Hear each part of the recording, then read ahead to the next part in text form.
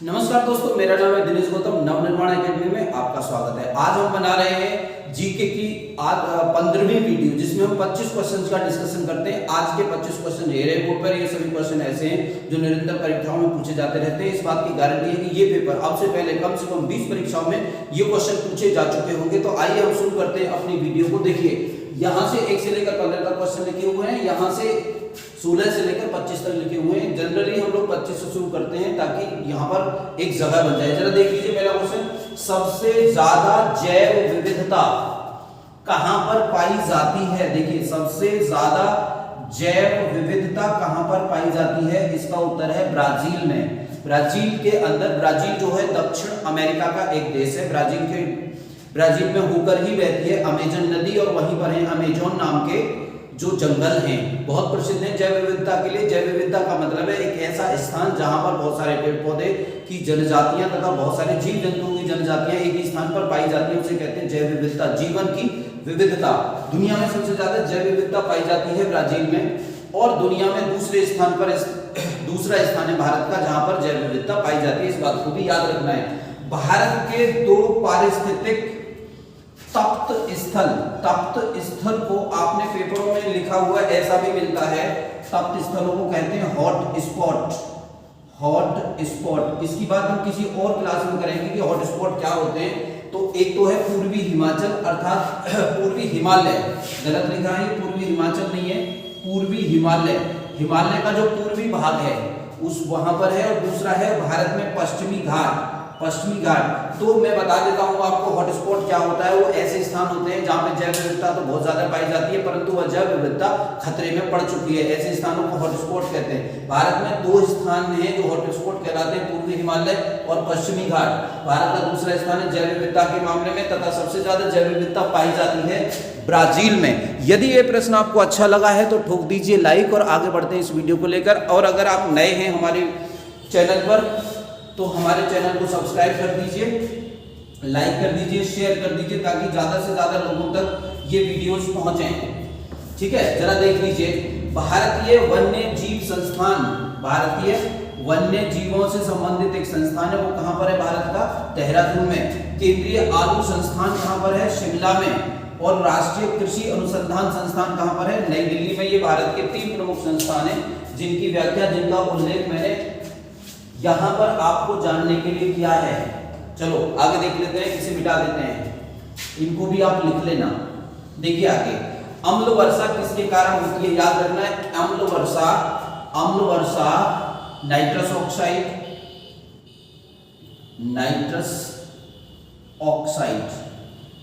एवं sulphur dioxide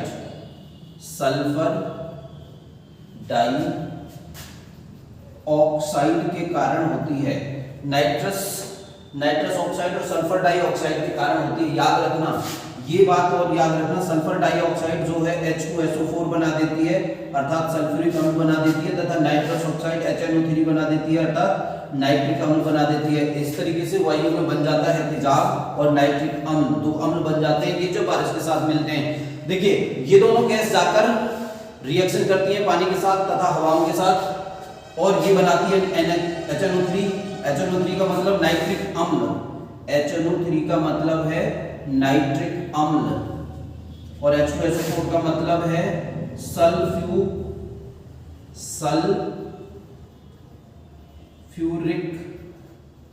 अम्ल। ये दोनों अम्ल बनते हैं। ये दोनों अम्ल जब बारिश के साथ गिरते हैं, पानी के साथ गिरते हैं, तो ये वनस्पति को फूंक देते हैं तथा जीव जंतु को मार देते हैं। ये है तेजाब और ये है नाइट्रिक अम्ल। चलो आगे बढ़ते हैं।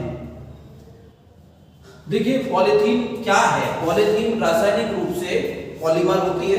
पॉलीथीन क्या होती है? पॉलीमर होती है। पॉलीथीन जो है थर्मोप्लास्टिक होती है। पॉलीथीन कौन सी प्लास्टिक होती है? थर्मोप्लास्टिक। पॉलीथीन जो है थर्मोप्लास्टिक होती है, और पॉलीथीन जो है एथिलीन का बहुलक होती है। ये सब ही सभी चीज पेपर में आती हैं। एथिलीन का बहुलक होती है। देख लीजिए, थर्मोप्लास्टिक होती है तथा एथिलीन का बहुलक होती है। ठीक है, मिटा देते हैं, हो गया पॉलीथीन के बारे में। इतना ही पूछा जाता है पॉलीथीन के बारे में। अगला क्वेश्चन है WWW का पूरा नाम है world wide web. World wide, कभी कभी पेपरों में ये भी पूछ लिया जाता है world wide web. World wide web का आविष्कार किसने किया था? टिम बर्नर्स-ली ने। ये बात ठीक से याद कर लेना। आईसी चिप, और लिखवा देता हूं मैं, आईसी चिप्स का जो आविष्कार है वो किया था एक वैज्ञानिक का नाम था किल्वी, और कंप्यूटर का आविष्कार किया था, कंप्यूटर का आविष्कार किया था चार्ल्स बेबेज ने। अब देख लीजिए ये 21वां क्वेश्चन हो गया। अब तक हमने कर लिए हैं 5 क्वेश्चन। ठीक है, सही नजर आ रहा है ना? ठीक है, अगर सही नजर आ रहा है तो आगे बढ़ते हैं। देख लीजिए अगले क्वेश्चन की तरफ, देख लीजिए हम बढ़ते हैं अगले क्वेश्चन की तरफ। देखिए यहाँ पे लिखा हुआ है ईसीजी। ईसीजी किससे संबंधित होता है? ईसीजी होता है हृदय से संबंधित। एक और होता है पेसमेकर। पेसमेकर का संबंध किससे है? पेसमेकर का संबंध भी हृदय से है। तो पेसमेकर क्या होता है? इसको कभी कभी कहते हैं कृत्रिम हृदय। पेसमेकर को और क्या कहा जाता है? कृत्रिम हृदय। अब यहां पर आया ईसीजी का पूरा नाम, इलेक्ट्रो एनसेफेलोग्राफ। ये है, देखिए इलेक्ट्रो एनसेफेलोग्राफ।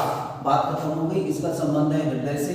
आगे देख लीजिए अगला क्वेश्चन यहाँ पर दिया हुआ है जो बोर्ड पर आपको दिख रहा है 19वां। स्टेनलेस स्टील किसका मिश्रण होता है? स्टेनलेस स्टील में लोहा होता है, और लोहे में जब क्रोमियम मिलाया दिया जाता है तो स्टेनलेस स्टील बन जाता है। ये ऐसी स्टील होती है जिसमें कभी जंग नहीं लगता। ठीक है, तो याद रखना है ये ऐसी स्टील होती है जिसमें जंग नहीं लगता है। अर्थात अगर लोहे में क्रोमियम मिला दें तो उसमें जंग कभी नहीं लगता है। मिटा देते हैं, क्वेश्चन खत्म हो गया। देखिए एक होता है रैपिड टेस्ट। रैपिड टेस्ट का संबंध किससे है? एड्स की बीमारी से है। इसी प्रकार से एक होता है एलिजा टेस्ट। इसका संबंध भी किससे है? इसका संबंध एड्स की बीमारी से है। एक होता है विडाल टेस्ट। इसका संबंध किससे है? विडाल का संबंध है टाइफाइड से। इसके साथ होता है विडाल टेस्ट का। ट्रेडमिल टेस्ट एक होता है, ट्रेडमिल टेस्ट का संबंध किससे होता है? इसका संबंध होता है हृदय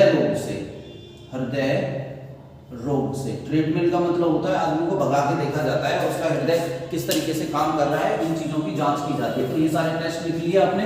विज्ञान की बात हो गई। राष्ट्रीय आय का मापन कौन करता है? राष्ट्रीय आय के मापन के लिए संस्था है केंद्रीय सांख्यिकी संगठन। राष्ट्रीय आय क्या होती है? एक वर्ष के अंदर किसी भी देश की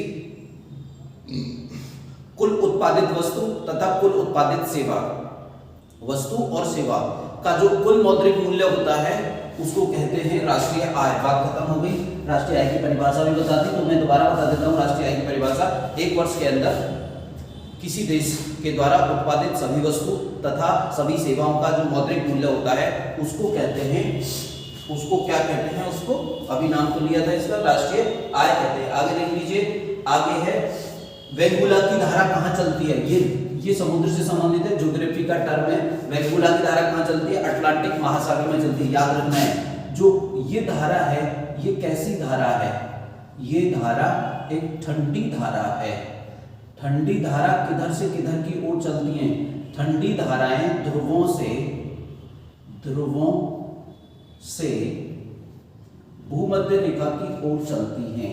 भूमध्य रेखा की ओर। तो ये धाराएं जहां भी जाती हैं वहां उन स्थानों का जो तापमान है उसको गिरा देती हैं। ये ठंडी धाराएं होती हैं। ठंडी धाराओं में ठंडा जल बहता है। इसी तरीके से जो गर्म धाराएं होती हैं, गर्म धाराएं जिस स्थान पर भी जाती हैं वहां के तापमान को बढ़ा देती हैं।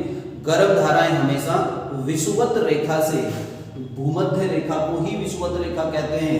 भूमध्य रेखा को ही कहते हैं विषुवत रेखा। तो जो धाराएं विषुवत रेखा से ध्रुवों की ओर चलती हैं, उनको कहते हैं गर्म जल धाराएं। याद समझ लीजिएगा, गर्म जल धाराएं किधर से किधर चलती हैं और बाकी चीजें 16 क्वेश्चन हो गए। हम आगे 15वें क्वेश्चन पे देखिए, मौसम की घटनाएं कहां पर होती हैं? क्षोभ मंडल में। मौसम की घटनाएं कहां पर होती हैं? क्षोभ मंडल में। पृथ्वी के पास जो सबसे निचला मंडल होता है, जो वायुमंडल की सबसे निचली परत होती है, उस निचली परत को कहते हैं क्षोभ मंडल। ठीक है, यह है क्षोभ मंडल। तो क्षोभ मंडल की ऊंचाई, यहां से क्वेश्चन कभी कभी बनता है लेकिन इंपॉर्टेंट है, क्षोभ मंडल की ऊंचाई, क्षोभ मंडल की ऊंचाई होती है 8 किलोमीटर से 16 किलोमीटर। वायुमंडल में धरती से 8 किलोमीटर से 16 किलोमीटर। तो 8 किलोमीटर कहां होती है? 8 किलोमीटर होती है इसकी ऊंचाई ध्रुवों पर। ध्रुवों पर ये क्वेश्चन कई बार पूछा गया है कि ध्रुवों पर क्षोभ मंडल की ऊंचाई कितनी होती है? ध्रुवों पर क्षोभ मंडल की ऊंचाई पाई जाती है 8 किलोमीटर तक, और विषुवत रेखा पर होती है, ये विषुवत रेखा पर होती है 16 किलोमीटर। क्योंकि जो ध्रुव हैं, ध्रुव बहुत ऊंचाई पर है और विषुवत रेखा समतल मैदान पर है। इस तरीके से क्वेश्चन भी हो गया। क्षोभ मंडल, क्षोभ मंडल से ऊपर होता है समताप मंडल, जिसको कहते हैं स्ट्रेटोस्फेयर। स्ट्रेटोस्फेयर में ही जेट वायुयान चलते हैं, जेट वायुयान चलाए जाते हैं स्ट्रेटोस्फेयर में, यानी कि समताप मंडल में। वहीं पर पाई जाती है ओजोन गैस। चलो आगे बढ़ते हैं। ये देख लीजिए, संसदीय शासन का क्या मतलब होता है? संसदीय शासन भारत में अपनाया गया है, और संसदीय शासन में जो वास्तविक कार्यपालिका होती है, संसदीय शासन कैसा होता है? संसदीय शासन में वास्तविक कार्यपालिका में वास्तविक कार्यपालिका कहां होती है? वास्तविक कार्यपालिका होती है पीएम के अंदर, अर्थात प्रधानमंत्री के अंदर वास्तविक कार्यपालिका होती है। राष्ट्रपति ऐसी व्यवस्था में, जो हमारे राष्ट्रपति होते हैं, राष्ट्रपति जो हैं वो नाम मात्र का, राष्ट्रपति जो हैं वो नाम मात्र की कार्यपालिका होते हैं, नाम मात्र की कार्यपालिका होते हैं। दोबारा उसे बता देता हूं, संसदीय व्यवस्था में जो कि भारत में अपनाई गई है, वास्तविक कार्यपालिका अर्थात कार्यों का कर्ता धर्ता प्रधानमंत्री होता है। प्रधानमंत्री के नीचे होती है मंत्रिपरिषद। याद रखना है, प्रधानमंत्री के नीचे कौन होती है? मंत्रिपरिषद। प्रधानमंत्री जो है मंत्रिपरिषद के मुखिया होते हैं, तो सारी शक्तियां प्रधानमंत्री के पास होती हैं, परंतु इस व्यवस्था में राष्ट्रपति नाम मात्र की कार्यपालिका होती है। याद रखना है, भारत की कार्यपालिका शक्ति राष्ट्रपति के अंदर है, लेकिन वास्तविक कार्यपालिका शक्ति प्रधानमंत्री के अंदर है, क्योंकि राष्ट्रपति की मदद करने के लिए एक मंत्रिपरिषद होती है, और मंत्रिपरिषद के प्रधान होते हैं प्रधानमंत्री। और मंत्रिपरिषद का यह काम होता है कि वो राष्ट्रपति की तरफ से सारे काम धंधे देखती है, और काम धंधे कौन से होते हैं? कार्यपालिका के द्वारा किए जाने वाले सभी काम। ठीक है, भारत में जो राष्ट्रपति हैं, भारत में जो राष्ट्रपति हैं वो भारत के संवैधानिक प्रधान हैं। याद रखना है, भारत में संवैधानिक प्रधान कौन होता है? राष्ट्रपति। और भारत में असली प्रधान कौन होता है? प्रधानमंत्री। दोनों शब्द इसी प्रकार से यूज किए जाएंगे। इसे मिटा दिया हमने। अगले क्वेश्चन की तरफ बढ़ते हैं, जरा देखिए। साबरमती आश्रम की स्थापना कब हुई? साबरमती आश्रम की स्थापना 1916 में गांधी जी ने की थी। साबरमती आश्रम अहमदाबाद के पास है। सन 1915 में गांधी जी भारत आए। गांधी जी भारत आए। कहां से आए थे? ये कहां रहते थे? गांधी जी रहते थे दक्षिण अफ्रीका। तो क्वेश्चन ये आता है, गांधी जी दक्षिण अफ्रीका से कब भारत आए? 1915 में आए थे। ठीक है, यहां से आगे बढ़ते हैं। इन्होंने भारत में आकर साबरमती आश्रम स्थापित किया। गांधी, ये कहां पर है? ये गुजरात में है, अहमदाबाद के निकट है। ये अहमदाबाद के निकट है। गांधी जी ने सबसे पहला असहयोग आंदोलन, गांधी ने सबसे पहला सत्याग्रह, गांधी ने सबसे पहले सत्याग्रह का उपयोग कहां किया था? ये किया था दक्षिण अफ्रीका में। दक्षिण अफ्रीका में गांधी जी ने भारत में सबसे पहले सत्याग्रह कहां किया था? गांधी जी ने भारत में सत्याग्रह 1917 में किया था। कौन से स्थान पर किया था? चंपारण। याद रखना है आपको, ये क्वेश्चन बहुत पूछे जाते हैं। गांधी जी ने अपना सबसे पहला सत्याग्रह कहाँ किया था? दक्षिण अफ्रीका में। गांधी जी ने भारत में सबसे पहला सत्याग्रह कब किया? 1917 में। कहां पर किया था? चंपारण में। चलिए आगे बढ़ते हैं यहां से आगे।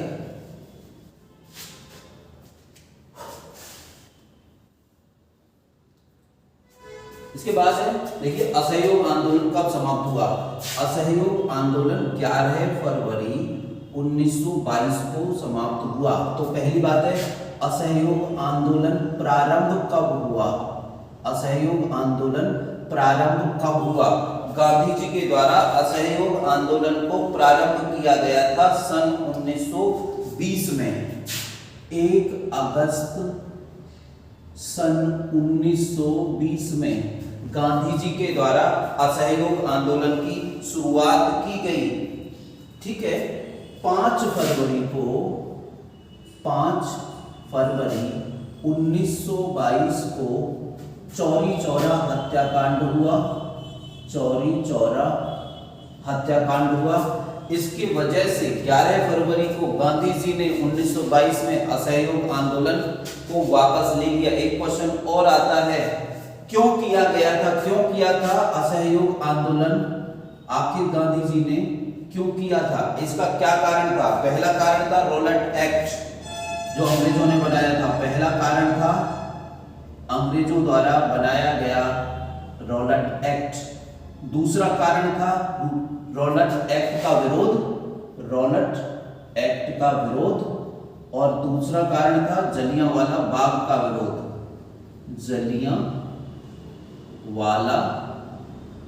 बाग में जो हत्याकांड हुआ था उसका विरोध करने के लिए असहयोग आंदोलन किया गया था गांधी जी के द्वारा और कांग्रेस के द्वारा।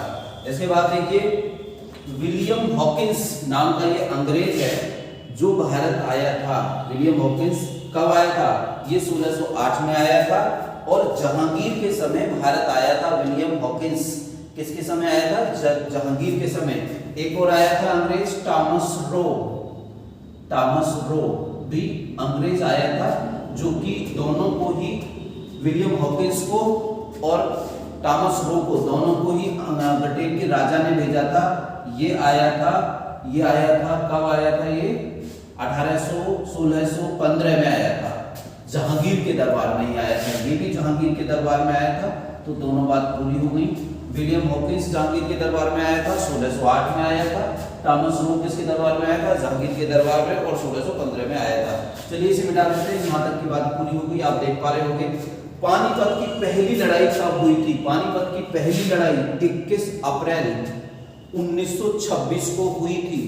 पानीपत की पहली लड़ाई में किसने किसको हराया। इस लड़ाई में बाबर ने हराया। बाबर ने किसको हराया, इब्राहिम लोदी। इब्राहिम लोदी। तो जिन लड़कों को ये याद है कि पानीपत की पहली लड़ाई, पानीपत की पहली लड़ाई 1926 नहीं है, कहाँ आगे, पानीपत की पहली लड़ाई जो है, पानीपत की पहली लड़ाई जो है 1926 नहीं है, ये गलत हो गया है, 1526 है। 1526 में हुई, 1526 में हुई। बाबर और इब्राहिम लोदी, याद रखना है 21 अप्रैल को हुई थी। चलो मिटा देते हैं इसे। इसके बाद देखिए व्हीलर द्वीप कहाँ है, ये उड़ीसा में है। उड़ीसा कहाँ है, ये बंगाल की खाड़ी पर छूता है। आप मुझे लिखकर बताइए व्हीलर द्वीप से क्या किया जाता है। आगे बढ़ते हैं। समुद्री जल का विलवणीकरण। विलवणीकरण मतलब समुद्री जल को साफ करने की कौन सी विधि है, परासरण विधि है। इसको कहते हैं ऑस्मोसिस। ये विधि है ऑस्मोसिस। आगे देखिए WBC का निर्माण कहाँ होता है, अस्थि मज्जा के अंदर होता है। शरीर में एक जगह पाई जाती है अस्थि मज्जा, वहां पर WBC का निर्माण होता है। तथा WBC जो WBC का कार्य है, जो काम जीवन है, WBC का जीवन काल, WBC का जीवन काल कितना होता है, 2 से 4 दिन होता है। ठीक है। WBC का काम क्या है, काम क्या है, रोगों से लड़ना। WBC का काम है रोगों से लड़ना। ठीक है। WBC को और क्या कहते हैं, इसको कहते हैं न्यूट्रोफिल।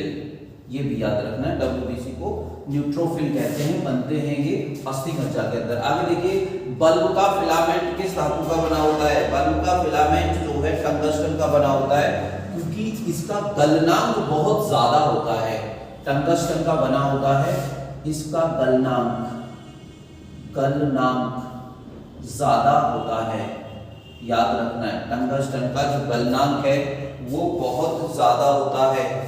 बल्ब के अंदर से हवा निकाल देते हैं, हवा निकाल देते हैं। इसमें अक्रिय गैस भरती जाती है। इसमें कौन सी गैस भरती जाती है? बल्ब के अंदर अक्रिय गैस भरती जाती है, जिससे कि इसमें कौन कौन सी आर्गन, जनरली आर्गन गैस भरी जाती है, जिससे कि इसका ऑक्सीकरण नहीं हो पाता है। और बल्ब जो है कौन से कांच का बना होता है? बल्ब फ्लिंट कांच का बनता है, फ्लिंट कांच का बनता है। बल्ब कौन सी धारा से कौन सी धारा बनाता है? बल्ब जो है विद्युत धारा से ऊष्मीय धारा बनाता है, विद्युत धारा से के ऊष्मीय प्रभाव पर काम करता है। याद रखना है, विद्युत धारा के ऊष्मीय प्रभाव पर काम करता है। और विद्युत धारा से कौन सी धारा बना जाता है? विद्युत धारा से ऊष्मा बनाता है, वो प्रकाश बनाता है, प्रकाश ऊर्जा, विद्युत धारा से प्रकाश ऊर्जा बनाता है। ये सारी बातें हैं जो कि पूछी जाती हैं बल्ब के बारे में। चलिए मिटा दिया इसे। बल्ब, अच्छा, प्रथम वन नीति कब बनी थी? भारत की प्रथम वन से संबंधित नीति कब बनी थी? 1952 में। एक और लिख लेना, ये किसने बनाई थी? के.एम. मुंशी ने बनाई थी। और के.एम. मुंशी की याद में ही वन महोत्सव मनाया जाता है।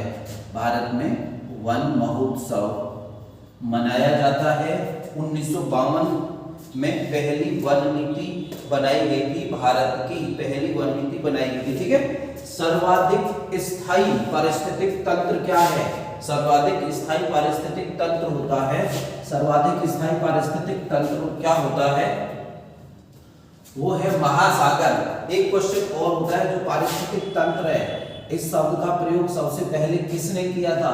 ये क्वेश्चन बहुत पूछा जाता है, याद रख लेना। ये प्रश्न का जो सबसे पहली बार प्रयोग है, टेंसले नामक विद्वान ने इसका प्रयोग किया था। पारिस्थितिक तंत्र क्या होता है? पारिस्थितिक तंत्र होता है जीवों का वातावरण, या आप समझ सकते हैं जहां पर जिसमें एक ऐसा तंत्र जिसमें जीव और उनके वातावरण का अध्ययन किया जाता है, या एक ऐसा तंत्र जिसमें जीव और उनके वातावरण शामिल किया जाता है, पारिस्थितिक तंत्र कहलाता है। बात खत्म। यहां से आगे बढ़ते हैं। सूक्ष्म अर्थशास्त्र के पिता कौन है? Adam Smith. सूक्ष्म अर्थशास्त्र को क्या कहते हैं? माइक्रो इकोनॉमिक्स, ठीक है। एक होता है मैक्रो इकोनॉमिक्स, ये सूक्ष्म अर्थशास्त्र का उल्टा होता है। बड़ा अर्थशास्त्र, सूक्ष्म अर्थशास्त्र का बृहद अर्थशास्त्र का जनक कौन माना जाता है? कीन्स। ये भी याद रखना है आपको, कीन्स को मैक्रो इकोनॉमिक्स का जनक माना जाता है। चलिए इसे खत्म कर देते हैं, आगे देख लीजिए। ओके, रेगुलेटिंग एक्ट कब बना था? रेगुलेटिंग एक्ट बना था 1773 में। देख लीजिए, रेगुलेटिंग एक्ट 1773 में। एक और लिख लीजिए, वुड्स डिस्पैच। वुड्स डिस्पैच बड़ा ही प्रसिद्ध क्वेश्चन है। वुड्स डिस्पैच कब जारी हुआ था? 1854 में। वुड्स डिस्पैच कब जारी हुआ था? ये याद रखना है, 1854 में। रॉलेट एक्ट कब आया था? 1919 में। रॉलेट एक्ट कब आया था? 1919 में। और साइमन कमीशन कब आया था? साइमन कमीशन कब आया था? 1928 में। ठीक है। मार्ले मिंटो सुधार, मार्ले मिंटो सुधार कब आए थे? 1909 में। कैबिनेट मिशन कब आया था? कैबिनेट मिशन कब आया था? 1946 में। क्रिप्स मिशन कब आया था? क्रिप्स मिशन आया था 1942 में। ये सारी चीजें लिख लेना, छोटे छोटे क्वेश्चन ये जनरली पूछे जाते रहते हैं। चलो बिठा देते हैं इसे। मेरे ख्याल से अंतिम क्वेश्चन रह गया, राज्यसभा का सभापति कौन होता है? बड़ा इंपॉर्टेंट क्वेश्चन है। राज्यसभा संसद के दो सदन होते हैं, लोकसभा और राज्यसभा। लोकसभा के पदेन अध्यक्ष कौन होते हैं? लोकसभा अध्यक्ष कहा जाता है। राज्यसभा के पदेन अध्यक्ष कौन होते हैं? राज्यसभा के पदेन सभापति होते हैं भारत के उपराष्ट्रपति। तो देख लीजिए उपराष्ट्रपति कौन से अनुच्छेद में है? तो उपराष्ट्रपति के बारे में अनुच्छेद 63 में है। ये किस देश से लिया गया है? उपराष्ट्रपति का पद, उपराष्ट्रपति का पद लिया गया है यूएसए से। ठीक है, क्या ये राज्यसभा के सदस्य होते हैं? ये राज्यसभा के सदस्य नहीं होते, ये राज्यसभा के सदस्य नहीं होते। ठीक है, तो ये क्या ये मत दे सकते हैं? ये मत नहीं दे सकते। फिर क्या करते हैं? ये सभापति के रूप में, सभापति के रूप में निर्णायक मत देते हैं। बहुत ही इंपॉर्टेंट क्वेश्चन है, पूछा जाता है। निर्णायक मत देने का अधिकार है। साधारण परिस्थिति में इन्हें मत देने का अधिकार नहीं होता है। इनका जो वेतन है, उपराष्ट्रपति का जो वेतन है, इन्हें वेतन संचित निधि से दिया जाता है। इनको जो वेतन है संचित निधि से दिया जाता है। एक और बात है कि उपराष्ट्रपति पद का कोई वेतन नहीं होता। इनको उपराष्ट्रपति पद का वेतन नहीं मिलता है। इनको जो वेतन दिया जाता है राज्यसभा के